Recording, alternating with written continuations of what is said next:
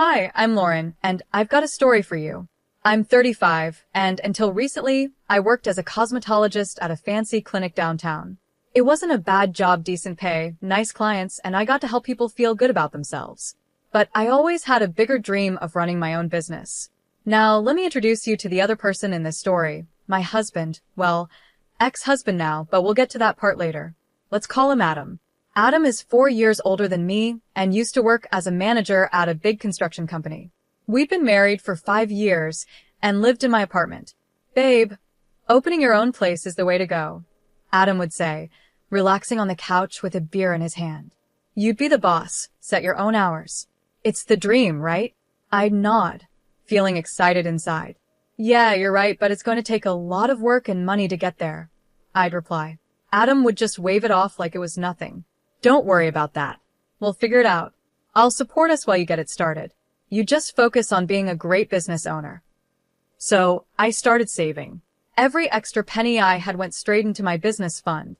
No more fancy dinners, no new clothes, nothing. I was on a mission. Geez, Lauren, you don't have to be so strict, Adam would say when I refused to order takeout for the 4th time in a week. Every dollar counts, Adam, I'd tell him, heating up leftovers. We agreed on this, remember? He'd grumble, but eventually nod. Yeah, you're right. It'll be worth it in the end. I should probably mention that Adam had been married before. He told me he left his apartment to his ex-wife after their divorce. They had been together for 6 years, and that's about all I knew. Anytime I tried to ask more, he'd get quiet. Months went by, and I finally felt ready to go for it. I quit my job at the clinic, got my license, found the perfect little space, and started renovating. Every day was filled with decisions: what equipment to buy, how to decorate. Finally, after what seemed like forever, I was ready to open. I worked nonstop 14 days, 2 weeks, from early morning until late at night. I barely saw Adam during those first few weeks. When I got home, he was already asleep. When I left in the morning, he was still snoring. Then one day, while I was in the middle of giving a facial, my phone started buzzing like crazy. At first, I ignored it. I'm a professional after all. But the phone wouldn't stop buzzing, and I started to worry. What if something had happened to Adam? As soon as my client left, I checked my phone. There were 10 missed calls from my mother-in-law, Amy. My stomach dropped.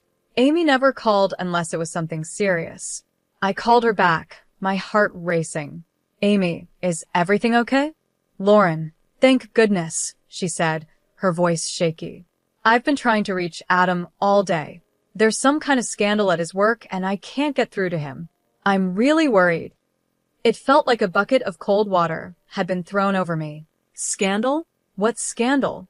I didn't know anything about it. Adam hadn't said a word. I don't know anything about a scandal, Amy, I said.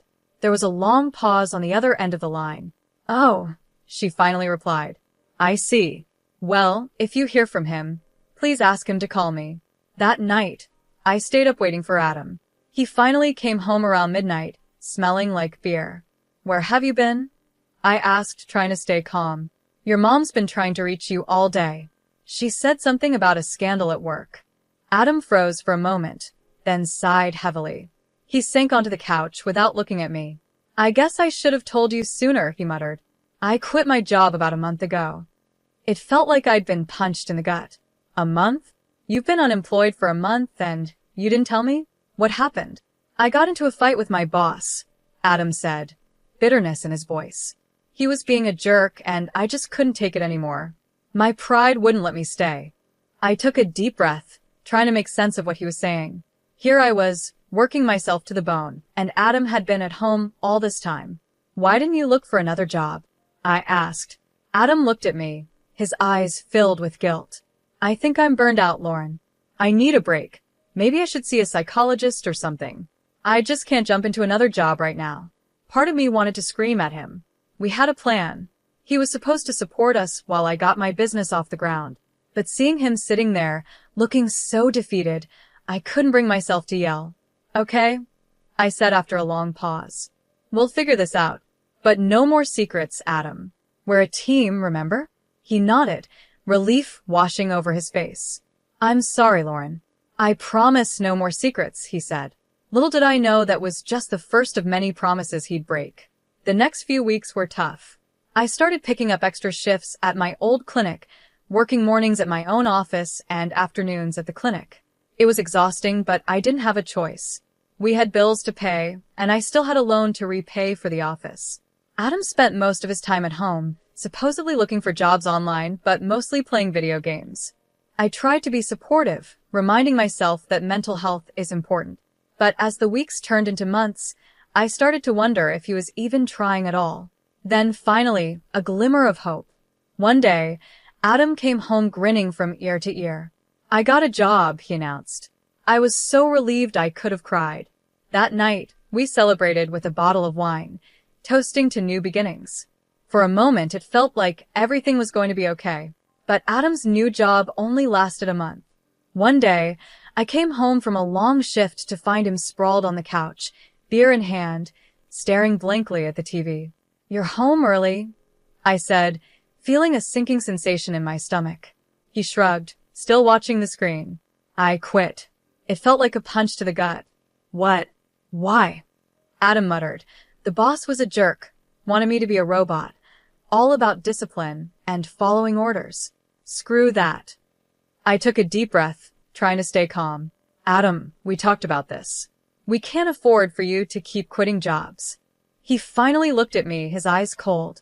"So, I'm supposed to be miserable? I thought you'd be more understanding, Lauren." I bit my tongue, not wanting to start a fight, but inside, I was boiling. Understanding? I was working myself to the bone while he sat around drinking beer and playing video games.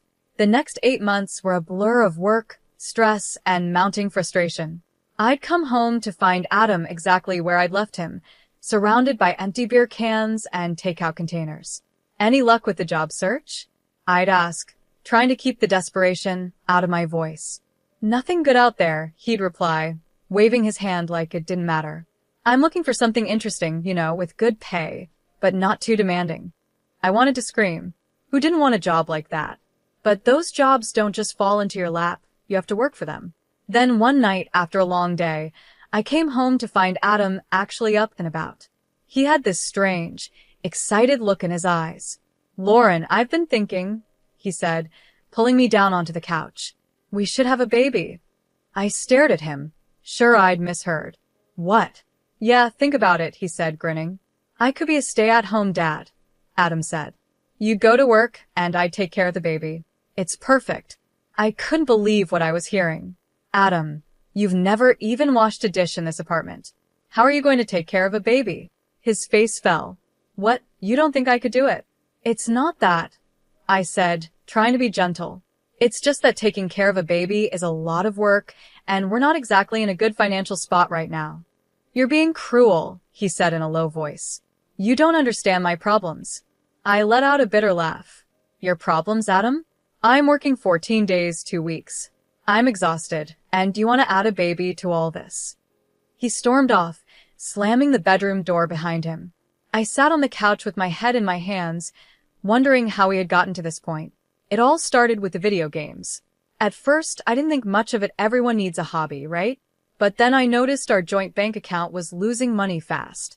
"Adam," I said one evening, trying to stay calm, "did you buy another game? And did you upgrade your computer?"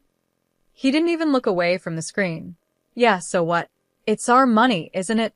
I took a deep breath. "We're supposed to be saving, remember? For our future."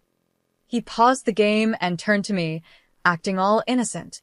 "Babe, it's an investment in my leisure time, Don't worry, I'll pay it all back when I get a job." That was the last straw. The next day, I closed our joint account and stopped giving Adam any more money. If he wanted to act like a child, fine, but I wasn't going to be his personal ATM anymore. I thought that would solve things. Boy, was I wrong. The fight started almost right away. Adam would stomp around the apartment, slamming doors and muttering under his breath. "You don't respect me," he'd yell. "You're trying to control me." I try to stay calm. "Adam, I'm just trying to keep us afloat. We can't keep spending money we don't have." He stormed off again, leaving me standing in the kitchen, wondering how we ended up like this. Days went by, and Adam didn't lift a finger around the apartment. Dishes piled up in the sink, Laundry overflowed from the hamper, and takeout containers were scattered everywhere. I was working myself to the bone, and he couldn't even be bothered to vacuum. Then came the day that changed everything. I got home early from work, my head pounding with a migraine. As I approached our apartment door, I heard Adam's voice coming through the open window. "Yeah, Mom, I need a new suit for this great new job," he was saying. "Could you lend me some money? I'll pay you back as soon as I get my first paycheck." I froze, my hand on the doorknob. New job? What new job? I burst into the apartment, startling Adam so much he dropped his phone. "What new job, Adam?" I demanded. He stammered, trying to come up with a lie, but I had caught him red-handed. "You are going to take money from your parents for a job that doesn't even exist?" I was shaking with anger. "I was going to tell you," he mumbled. "Tell me what? That you're a liar? That you'd rather take money from your parents than get up and find a real job?" What followed was a huge fight. We yelled, we cried, and said things we couldn't take back. In the end, Adam grabbed a bag and stormed out, saying he was going to stay with his parents for a while. As the door slammed behind him, I sank to the floor, my head in my hands. I had my own business. I was driven. I was successful. Yet here I was, married to a man who seemed determined to drag us both down. The days after Adam left were strange. I kept expecting him to come back, full of apologies and promises to do better. But as one day turned into one, then two, and then a week, there was nothing. No calls, no texts, not even a lousy email. Part of me was relieved. The apartment was peaceful, no more walking on eggshells, no more cleaning up after a grown man who acted like a teenager. But another part of me was worried. What if something had happened to him? Just when I was thinking about calling his parents, my phone rang. Adam's name flashed on the screen. I answered, my heart pounding. "Adam, where are you? Are you okay?" His voice was cheerful. "Hey, babe. Guess where I am? Miami. Can you believe it? Mom always wanted to come here, so we decided to make it a family trip. It's amazing." It felt like a punch to the gut. Miami? While I had been here, worrying about him. "What do you mean, we decided?" I asked, my voice tight. "When did you decide this?" "Oh, it was kind of a last-minute thing," he said, sounding casual. "I told Mom and Dad about my great new job offer, and we thought, why not celebrate?" I gripped the phone so hard my knuckles turned white. "What job offer, Adam? We both know there isn't one." There was a pause. Then Adam's voice came back, quieter this time. "Look, what they don't know won't hurt them, right? We're having a great time. I'll find a job when we get back, I promise." "And how exactly are you paying for all this?" I asked, fearing the answer. "Oh, don't worry about that," he said, his voice brightening again. I borrowed a couple of your credit cards. But don't freak out. I'll bring you back a magnet or something, okay? Have a great weekend." And then he hung up, just like that. I stood there, staring at my phone, feeling like my entire world was falling apart. The man I had married had stolen my credit cards to fund a vacation based on a lie. Something inside me snapped. I was done. No more second chances, no more excuses. With shaking hands, I opened my banking app and blocked every one of my cards. Then I called a locksmith. "I need my locks changed," I said, my voice steady. "Today. As soon as possible." The locksmith came and went, and I was left alone in an apartment that suddenly felt too big, too empty. But I wasn't finished yet. I grabbed my phone and made one more call to a divorce lawyer. Later that day, as I sat in the lawyer's office, I felt a strange mix of emotions: sadness, anger, fear, but also relief. Signing those divorce papers was the first step in taking back control of my life. That evening, I was settling in for a quiet night at home, the first in what felt like forever, when my phone started buzzing. Adam's name flashed on the screen. I took a deep breath and answered. "Lauren, thank God you picked up." Adam's voice was frantic. "Something's wrong with the cards, they're not working. We can't pay for anything." I could hear the panic in his voice, but I felt surprisingly calm. "That's because I blocked them, Adam." There was stunned silence on the other end then. "You what? Why would you do that?" "Because they're my cards, Adam. I didn't give you permission to use them." But we're stranded here. Mom and Dad are freaking out. You have to unblock them. I could hear the desperation, but I stayed firm. No, I don't have to do anything. You got yourself into this mess. You can get yourself out. That's when he lost it. Are you kidding me? You're putting me in an impossible situation here. You're my wife. You're supposed to help me. Unblock the cards right now, or I swear to God, I'll divorce you. I burst out laughing, a deep, uncontrollable laugh that seemed to come from a part of me that had been locked away for too long. Oh, Adam, I said once I could speak again, you're a little late with that threat. Then I hung up. The next day, I rented a storage unit and packed up all of Adam's things, every shirt, every game console, every little thing that reminded me of him. It all went into boxes and then into storage. I knew Adam would come home soon, probably expecting to walk right back into our apartment like nothing had happened. Well, he was in for a surprise. Sure enough, a few days later, my phone rang. Adam's voice was a mix of confusion and anger. Lauren, what the hell? I can't get into the apartment. Did you change the locks? Yes, I did, I said calmly. Your things are in a storage unit. I'll text you the address and unit number. My things? What are you talking about? Let me in, Lauren. This isn't funny. I took a deep breath. This was it. I'm not joking, Adam. I've filed for divorce. The papers should arrive at your parents' house any day now. There was a long silence. Then, divorce? Lauren, come on. You can't be serious. We can work this out. Let's start over, okay? I'll do better, I promise.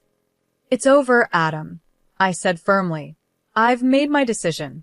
Please don't contact me again, except through my lawyer. I hung up and blocked his number. As I sat there in my quiet apartment, I felt a mix of emotion, sadness for what could have been, anger at all the lies and betrayal, but mostly, I felt relief. For the first time in a long time, I felt like I could breathe. A few days after blocking Adam's number, my phone rang with an unfamiliar number. I almost didn't answer, thinking it might be Adam trying to reach me from a different phone. But something made me pick up. Hello, I said cautiously. Lauren, it's Amy, Adam's mother. My stomach tightened. Here it comes. I thought the lecture about ruining their family vacation, about being a terrible wife, about not standing by Adam. Amy, I said, trying to keep my voice calm, I'm sorry about what happened in Miami. She cut me off. No, Lauren, I'm the one who should apologize. I'm so disappointed in Adam. I thought he had changed. What do you mean? I asked, curious. There was a long sigh on the other end of the line. Lauren, there's something you should know. Adam's first marriage, it didn't end because they grew apart, like he told you. His ex-wife left him because of his irresponsibility, his lying, his inability to keep a job, and his stealing. I felt like I had been hit with a wave of cold water. It felt like I'd been punched in the gut. He never told me. I know, Amy said softly. We hoped that living with you, seeing how hard-working and responsible you are, would inspire him to change, to grow up.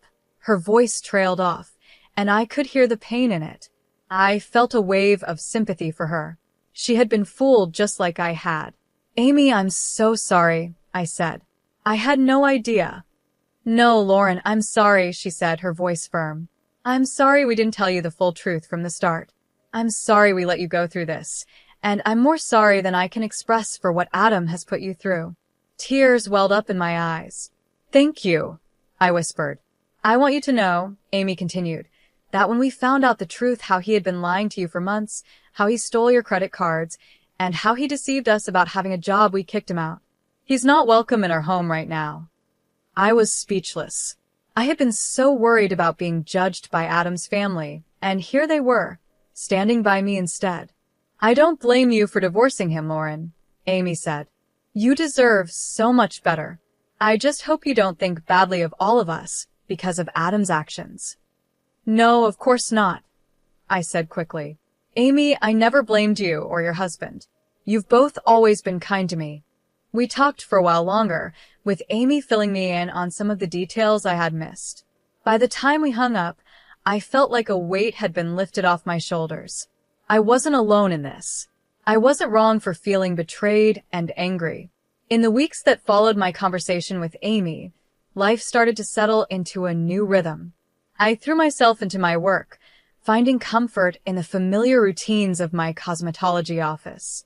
Without Adam's constant drama and financial strain, I had more energy, more focus, and surprisingly more money. But Adam wasn't going to let go easily. One evening, as I was locking up the office, I saw a familiar figure leaning against my car. My heart sank. "Lauren," Adam called out as I approached. "Can we talk, please? I've changed, I swear. I'm looking for a job, a real one this time. I'll pay you back every cent. Just give me another chance." For a split second, I felt a twinge of something nostalgia, maybe pity. But then I remembered all the lies, all the broken promises, and all the stress and pain he had put me through. "No," I said firmly. "I'm done giving you chances, Adam. Please leave." I walked past him and got into my car, my hands shaking as I started the engine. As I drove away, I saw him in my rearview mirror, standing there, looking lost. But I didn't turn back. That was the last time. I saw Adam in person that last time, and he tried calling a few more times from different numbers, but I blocked them all. Eventually, the divorce was finalized without any more drama. And you know what? Life got a lot better. Without the constant stress of Adam being unemployed and spending money, my finances improved a lot. I was able to put all my energy into my cosmetology office, and it paid off. My client list grew, word spread, and soon I was busier than ever. I decided to quit my part-time job at the clinic and focus completely on my own business. It was scary at first, but it turned out to be the best decision I could have made. With the extra time and energy, I focused on marketing and expanding my services. I even hired 2 more cosmetologists to help with the workload. Suddenly, I wasn't just a cosmetologist anymore, I was a boss. The loan I had taken out to start the business was paid off ahead of schedule. The constant worry about money was gone, and for the first time in years, I felt financially secure. But it wasn't just about the money. I started treating myself to little things too: weekend trips, nice dinners, those shoes I'd wanted for months. These were things I had always denied myself before, thinking we needed to save every penny for some future that never came. Now, as I sit in my expanded office, looking at plans for a new treatment room, I can't help but be amazed at how much has changed. I'm not just surviving anymore, I'm thriving. And I did it all on my own. Don't get me wrong, it wasn't always easy. There were nights when I missed having someone to come home to, someone to share my successes with. But those moments became fewer as I built a life I truly loved. Looking back, I realized that ending my marriage to Adam wasn't the end of my story. It was the beginning. It was the moment I chose myself, my dreams, and my future. And you know what? I'd make that choice again in a heartbeat.